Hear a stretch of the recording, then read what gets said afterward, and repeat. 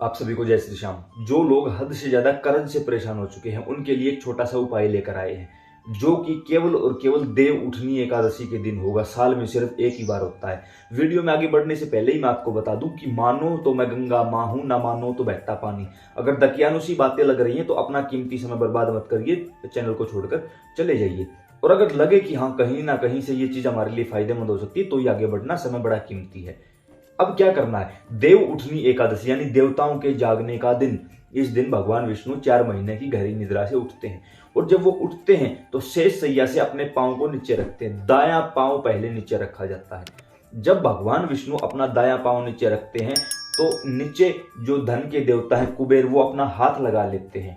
तो भगवान का दायां पांव कुबेर के हाथों में रखा जाता है और भगवान का बायां पांव माता लक्ष्मी के हाथों में रखा जाता है। दोनों ही धन के देवी देवता हैं।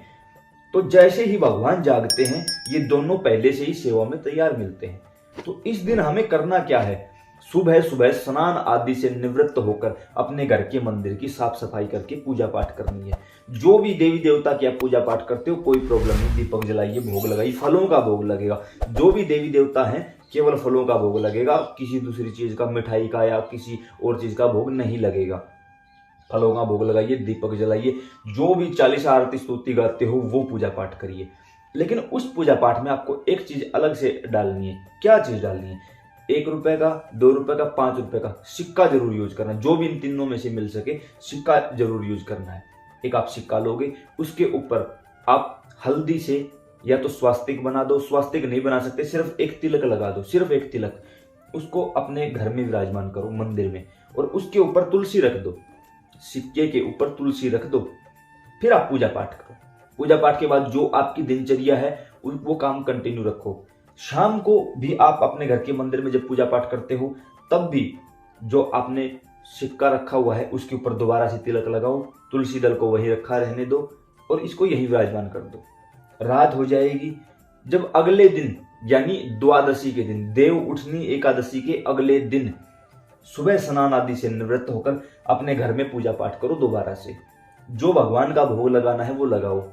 उसके साथ साथ एक छोटी सी कटोरी में हल्दी डालोगे आप, पिसी हुई हल्दी। उस हल्दी से जो आपने डाली है सिक्के को तिलक करोगे, जो देवी देवता बैठा रखे हैं उनको तिलक करोगे, और उस सिक्के को और तुलसी दल को उठाकर कटोरी के अंदर रख लोगे। अपने दोनों हाथों में कटोरी ऐसे रखोगे, जैसे मान के चलो ये कटोरी है, हमने ऐसे रख ली बीच में। इस कटोरी से अब भगवान के सामने बैठकर संकल्प लोगे। मान के चलो बाबा श्याम, हे बाबा श्याम मेरा नाम ये है, मेरे पिता का नाम ये। मैरिड महिलाएं पति का नाम बोलेंगी। मेरे पिता या पति का नाम ये है, इस जगह के निवासी हैं, ये गोत्र है, और इस समय कर्ज से परेशान है। जो भी आपकी परेशानी वो बताइए। मैं कर्ज के लिए बता रहा हूँ आप लोगों को, मतलब आप लोगों की बात बोल रहा हूँ, हालांकि मैं नहीं हूँ भाई। इस समय कर्ज से परेशान है, कृपा करके श्री लक्ष्मी और नारायण भगवान मेरे घर में स्थायी निवास बना ले।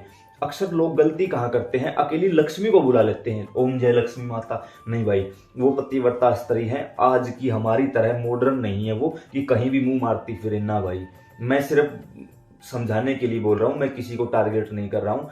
हाथ जोड़ के माफी चाहता हूँ, क्योंकि समय बड़ा प्रतिकूल है तो उस चीज को देखना पड़ता है।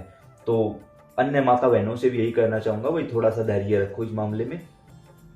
तो अकेली लक्ष्मी कभी घर नहीं आती, और मजबूरी में जब उनको आना भी पड़ता है, क्योंकि कोई साधक अगर ज्यादा पूजा पाठ कर लेता है तो वो आ जाती है। अब लक्ष्मी का वाहन क्या है? उल्लू। वो उल्लू पे बैठ के आती है, उल्लू बना के निकल जाती हैं। लेकिन जब लक्ष्मी और नारायण दोनों को बुलाया जाता है तो लक्ष्मी नारायण का वाहन है गरुड़, पक्षीराज गरुड़। गरुड़ पर आरूढ़ होकर हमारे घर आ जाती हैं और दोनों स्थायी रूप में हमारे घर रह जाते हैं। तो आपको यही प्रार्थना करनी है कि हे लक्ष्मी माता, हे नारायण भगवान, आप युगल रूप से हमारे घर आइए और हमारे घर में हमेशा के लिए विराजमान हो जाइए। उसके बाद जो इसमें हल्दी थी, सिक्का था, उसको आप किसी लाल कपड़े में, हल्दी को भी, सिक्के को भी, तुलसी दल को भी लाल कपड़े में बांधकर अपने घर में उस स्थान पर रखिए जहां आप पैसे रखते हो, और ये काम आप किसी घर की महिला से करवाइए। फिर देखिए अगली एकादशी से यानी 1 महीने के अंदर अंदर आपको चमत्कार दिखाई देने शुरू हो जाएंगे। आप खुद देखोगे कि हाँ हमारा जीवन बदल रहा है। फिर एक बार नोट करना चाहूंगा, मानो तो मैं गंगा मां हूं, न मानो तो बहता पानी। आगे आप लोगों की मर्जी। अब इस वीडियो को अन्य प्रेमियों के साथ जरूर शेयर करिए, क्योंकि उन्हें भी इस समय इसी परेशानी से गुजरने का मतलब शेयर कर दीजिए, ताकि अन्य लोगों को भी इस चीज़ के बारे में पता चल सके समय से पहले ही। जय सिया राम।